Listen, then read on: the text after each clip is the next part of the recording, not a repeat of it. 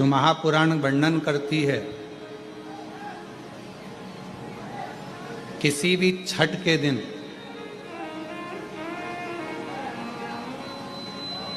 चाहे अंधेरी की छठ हो, चाहे उजाले की छठ हो, किसी भी छठ के दिन अगर षडानंद कार्तिकेय जी महाराज का नाम लेकर 6 बेलपत्र और उस 6 बेलपत्र पर 6 दुर्वा, 6 पुष्प, 6 अक्षत के दाने रखकर षडानंद कार्तिकेय बाबा के स्मरण कर कर शिवलिंग की जो जलाधारी है, उस जलाधारी पर जहाँ अशोक सुंदरी का स्थान है, उसी के पास में कार्तिकेय जी का स्थान है। किसी भी छठ पर यदि आप बाबा को वो बेलपत्र, वो दुर्वा, वो पुष्प, वो अक्षत का दाना 6 समर्पित करते हैं, किसी भी छठ के दिन, षष्ठी के दिन स्कंद भगवान का नाम लेकर, स्कंदेश्वर बाबा का नाम लेकर, कार्तिकेय बाबा का नाम लेकर यदि समर्पित करते हैं तो जिंदगी में कितना भी कर्जा हो, वो कर्जा 3 महीने के अंदर समाप्त होता ही है। कितना भी कर्जा, साथ में आपका परिश्रम, साथ में आपकी मेहनत और आपकी दृढ़ता। क्या होता है, लोग सोचते हैं कि हमने शंकर जी को बेलपत्र समर्पित कर दी तो कर्जा चूकेगा, पर साथ में मेहनत भी करना। अगर आप मानते हैं कि पूरी कथा का इसमें कई दुनिया के कई लोग हैं, हमारी कथाओं को आधा काटते हैं, आधा भेज देते हैं। गुरुजी ने कहा कि बेलपत्र पर शहद लगाकर चढ़ाओ, पर गुरुजी ने साथ में कहा कि रात दिन एक करो, पढ़ाई पूरी करो, आधी बात काट देते, आधी बात दिखा दे, पर उसका हमको कोई फर्क नहीं पड़ता है। आग लगे बस्ती में अपन रहो, उसका हमको कोई फर्क नहीं पड़ता, क्योंकि दुनिया का काम है गलत चीजें जनमानस में देना, जिससे बदनामी हो, अपशब्द बोले जाए, ताने दिए जाए, गालियां दी जाए। ये दुनिया की रीति है।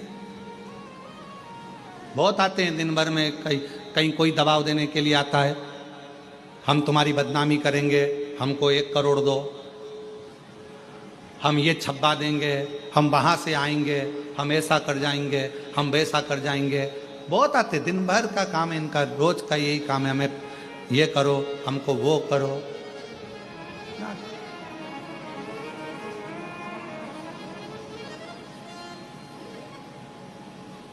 शिव तत्व है। दबाव देने वाले ढेर मिलेंगे, अपशब्द कहने वाले ढेर मिलेंगे, ताना देने वाले ढेर मिलेंगे, पर आप अपनी पूर्ण ऊर्जा के साथ में शिव महापुराण की कथा कहती है, 6 बेलपत्र, 6 पुष्प, 6 दुर्वा, 6 चावल के दाने और साथ में अपना परिश्रम पूर्ण करो। छठ के दिन स्कंद भगवान का नाम लेकर, स्कंदेश्वर का नाम लेकर भगवान शंकर के जलाधारी पर समर्पित करो, शिव जी से प्रार्थना करो और अपनी मेहनत को 4 चांद लगाओ। कर्जा चूकेगा जरूर, समाप्त जरूर। कर्जा का मतलब ये नहीं है कि आप कर्जा करे हो तो मेरे से बन नहीं रहा, मेरे प्राण छूट जाए तो अच्छा, मैं तो मर जाऊं, मैं टेंशन में हूं, मैं डिप्रेशन में हूं, बहुत परेशान हो गया, ऐसा हो गया। ना ना, दुख आता है, जब सुख आया, सुख चले गया तो दुख आएगा, तो दुख भी जाएगा, दुख भी समाप्त होगा, उसमें क्या विचार कर। ऐसा तो नहीं है कि दुख समाप्त नहीं होगा, दुख नहीं जाएगा, सुख आया है।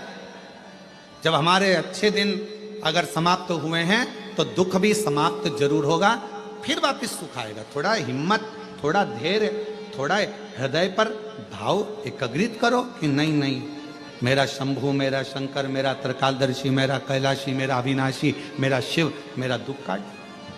गणेश जी की प्रियता है दुर्वा। क्या प्रियता है? दुर्वा। कितनी दुर्वा गणेश जी को समर्पित करी जाती है? मात्र 5। कितनी? आज के जमाने में लोग गट्ठा बनाकर चढ़ा दें, वो अपनी जगह पर 5 दुर्वा पंचम इंद्रियों को वश में करने के लिए और भगवान के 5 जो स्वरूप हैं उनको अपने भीतर उतारने के लिए 5 दुर्वा। और दुर्वा में भी 3 गांठ। जब दुर्वा समर्पित करी जाती है तो उसमें नीचे दुर्वा की डंडी पर गांठ रहती है, 3 छोटी छोटी गांठें होना चाहिए। कितनी गांठ? जो भगवान को समर्पित करी जाए। जिस लड़के और लड़की का विवाह नहीं होता, भगवान गणेश जी मैया को प्रसन्न करने के लिए 8 रूप में धारण करते हैं। 8 रूप भगवान गणेश जी ने धारण किए। एक मयूरेश्वर गणेश, दूसरा सिद्धि विनायक, तीसरा बल्लालेश्वर, फिर वरद विनायक, फिर चिंतामणि, फिर गिरजात्मज, फिर भगवान गणेश विघ्नेश्वर अष्ट विनायक, फिर महागणपति। ऐसे गणेश जी के 8 नाम हुए। उस समय तिजोरी के अंदर जो गणेश की प्रतिमा रखी जाती है, किस नाम से रखी जाती है? तो तिजोरी में हम जो गणेश की प्रतिमा रखते हैं वो वरद विनायक के नाम से रखते हैं। कौन सा गणेश? वरद। वरद विनायक के नाम से तिजोरी में गणेश रखते हैं। और वरद विनायक के नाम से गणेश जी तिजोरी में रखाते हैं। आपको कथा में कहा था, घर में सीधी सूंड का गणेश और व्यापार व्यवसाय ऑफिस में उल्टी सूंड का गणेश होना चाहिए। वरद विनायक को तिजोरी में। जब मकान का गृह प्रवेश होता है तो गणेश जी की पूजन जो दरवाजे पर करी जाती है उसे सिद्धि विनायक गणेश कहते हैं। कौन सा गणेश? सिद्धि विनायक। जब हम घर में शुभ कार्य हो, बंदर बाल लगाएं, कोई दरवाजे पर शुभ लाभ लगाएं या स्वस्तिक बनाएं या माताएं दरवाजे पर रंगोली डाले, तो उसी समय पर सिद्धि विनायक के नाम से रंगोली डालना चाहिए। तो घर में लक्ष्मी बढ़ती है, सिद्धता बढ़ती है। याद रखिए, कभी भी गणेश जी को, मिट्टी के गणेश जी लाते हो भादो महीने में, तो विसर्जन करो तो विसर्जन के समय पर 2 बिंदी, एक कंकु की एक हल्दी की, दीवार पर जरूर लगा देना चाहिए। क्यों? क्योंकि गणेश जी हमारे यहाँ आते हैं तो रिद्धि सिद्धि के साथ आते हैं। पर जब गणेश जी जाते हैं, अगर हम बिंदी नहीं लगाते हैं तो गणेश जी अपनी रिद्धि सिद्धि को साथ में लेकर चले जाते हैं। पति के साथ पत्नी वापिस चली जाती है। जब हम बिंदी लगाते हैं तो उसका मतलब होता है कि हमारे घर की बहू हमारे घर में रहे, बेटा भले भ्रमण के लिए जाए। तो गणेश जी जाते हैं, रिद्धि सिद्धि घर में रह जाती है। इसलिए रिद्धि सिद्धि को घर में रखने के लिए 2 बिंदी लगाना चाहिए, एक कुंकू की, एक हल्दी, रिद्धि सिद्धि। श्री शिवाय नमस्तुभ्यं, श्री शिवाय नमस्तुभ्यं। लड़का लड़की का संबंध करने के लिए जा रहे हो और संबंध नहीं हो रहा, तो पहली बार आपको लड़का अच्छा लग रहा है कि इस लड़के से संबंध होना चाहिए या ये लड़की अच्छी लग रही है इससे संबंध होना चाहिए, तो बेलपत्री चढ़ाने से पहले 1 काली मिर्ची शंकर भगवान के शिवलिंग पे समर्पित करके, फिर ये बेलपत्री की जो डंडी है जहां आप बैठे हो उससे ठीक विपरीत की डंडी होना चाहिए और शंकर को समर्पित कर दीजिए। संबंध पक्का हो जाएगा। जिससे चाहो आप उससे संबंध कर सकते। जिस लड़का और लड़की का विवाह नहीं हो रहा, बहुत हताश हो गए, विवाह संबंध जमी नहीं रहा, किसी भी बुधवार के दिन तांबे के कलश में चने की दाल को भर लीजिए, किसी भी बुधवार, और तांबे के कलश में चने की दाल को भर लो। उसमें 2 गोल सुपारी रख लो, पूजन वाली सुपारी रखकर 2 सिक्के उसमें रख लो, पीले कपड़े से मुख बांध दो, उसका पूजन करो बुधवार के दिन भी, और गुरुवार के दिन उसका पूजन स्नान करने के बाद करना। पर घर में किसी से बात मत करना, मुख से शब्द मत बोलो, मुख झूठा मत करना। पूजन करने के बाद उल्टे हाथ पर कलश को रखकर सीधे हाथ से ढककर कोई ब्राह्मण के घर में जाकर साथ में किसी को ले जाओ, बिना बोले, बिना बात करे, बिना कहे, तो जाकर ब्राह्मण का दरवाजा बजा दे, बात कर ले, और ब्राह्मण के अपनी कामना कर कर वो कलश का दान दे दिया जाए।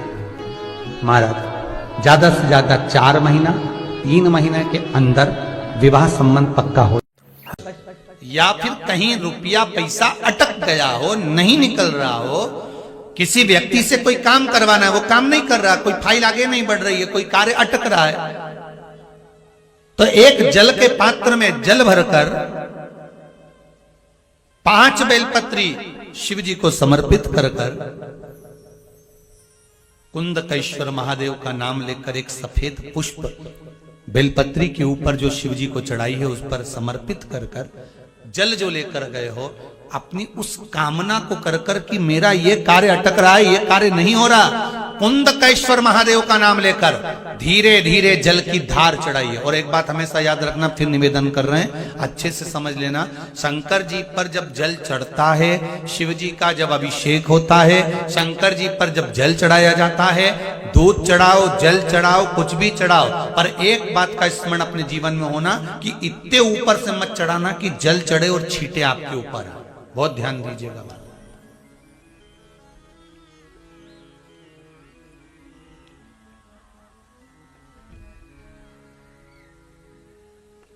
यहां तक वर्णन करा गया है कि शंकर जी का जल चढ़ा हुआ जहां से बहकर जाता है ना, उसको लांगा तक नहीं जाता। यहां लांगते हैं क्या? नहीं ना, परिक्रमा भी करेंगे तो वहीं से लौट कर वापस इधर जाएंगे। शिव जी का जहां से जल बहकर जा रहा हो, चढ़ा हुआ जल जहां से बहकर जा रहा हो, उसको लांगा तक नहीं जाता। और कई लोग बड़े बड़े आनंद में शंकर जी पे इतनी ऊपर से जल चढ़ाएंगे तो वो छींटे पूरे अपने ऊपर आना चाहिए, शरीर पर आना चाहिए। नहीं नहीं, उसका दोष है महाराज, उसका दोष है।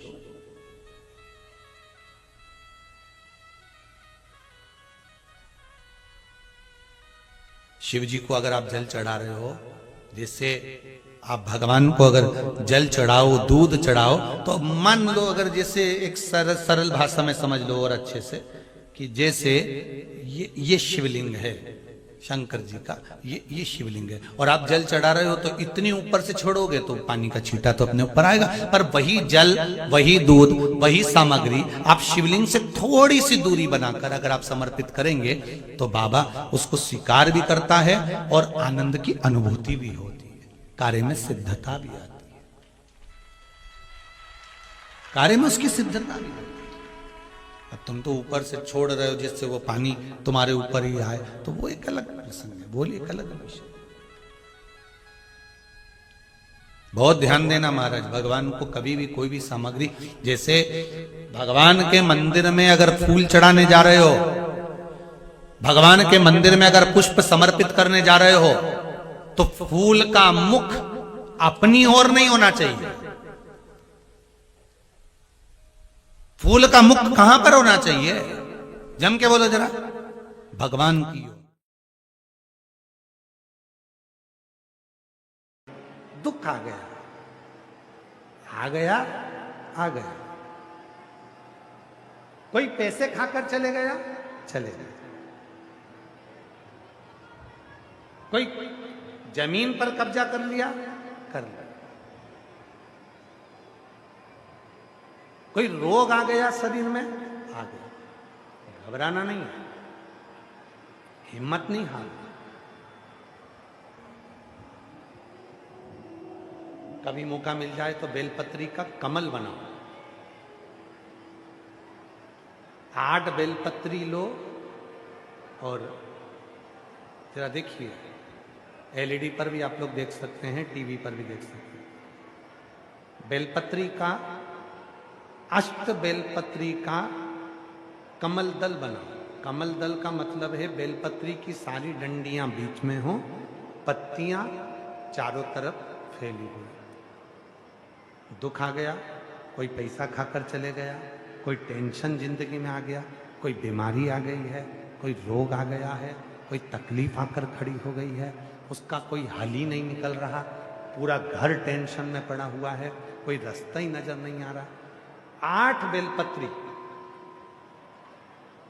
चारों तरफ से उसको घुमाकर कमल दल बना, बीच में एक चावल का दाना, उसको हल्दी में थोड़ा सा रंग कर बीच में रखो, और उस चावल के दाने के साथ में बेलपत्री को लेकर अपने मन की कामना कर कर चंद्रमौलेश्वर, कौन से महादेव?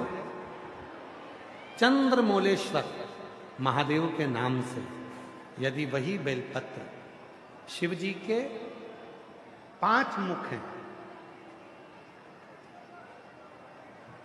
आप लोग आरती में गाते हो, गुनगुनाओ जरा। एकानंद चतुरा पंचानंद भोले पंचानन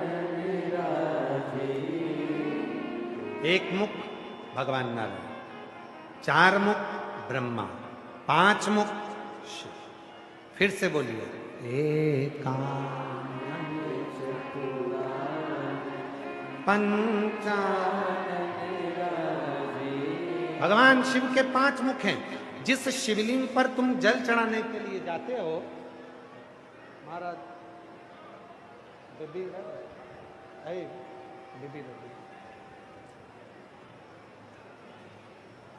जिन शिव जी को तुम जल चढ़ाने के लिए जाते हो, शंकर जी को जल चढ़ाने के लिए जाते हो, तो तुम दर्शन करते हो। ध्यान देना, जैसे ये शिवलिंग है,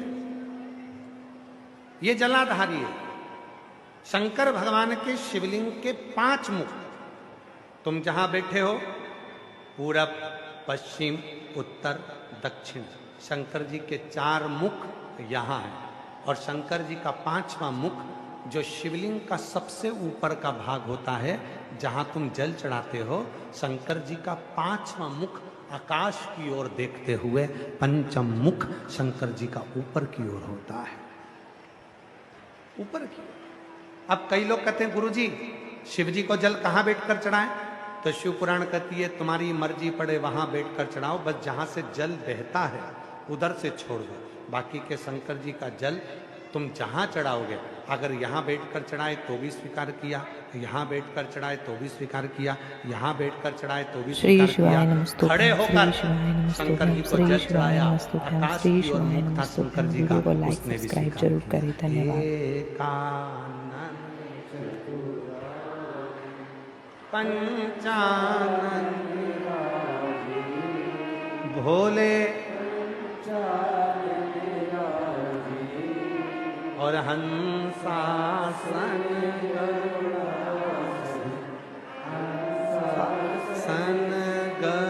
गरुड़ासन वृषवाहन ओम हर हर हर।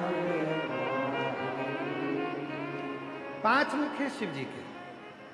जब आप बहुत दुख, बहुत तकलीफ, बहुत कष्ट है, 8 बेलपत्री लो, बेलपत्री का, अष्ट बेलपत्री का कमल दल बना लो, अष्ट बेलपत्री। जब कमल दल बन जाएगा, हल्दी का चावल का दाना लो और 1 दाना हल्दी के चावल का बीच में रखकर चंद्रमौलेश्वर महादेव का नाम का स्मरण करो। चंद्रमौलेश्वर किसी भी शिवरात्रि पर, हर महीने शिवरात्रि आती है, प्रत्येक महीने में शिवरात्रि आती है। किसी भी शिवरात्रि पर जब तुम चंद्रमौलेश्वर महादेव का नाम लेकर बेलपत्री को, शंकर जी का जो 5वां मुख है आकाश की ओर, उसके ऊपर अर्थात शिवलिंग के ऊपर उस कमल दल को पीले चावल के साथ जब समर्पित करते हो और अपनी हथेली का भाग उस पर रखकर चंद्रमौलेश्वर महादेव का नाम लेकर अपने दिल की कामना करते हो, वो दुख 15 दिन के अंदर समाप्त होना प्रारंभ हो जाता है, उसकी तकलीफ मिटना प्रारंभ। चंद्रमौलेश्वर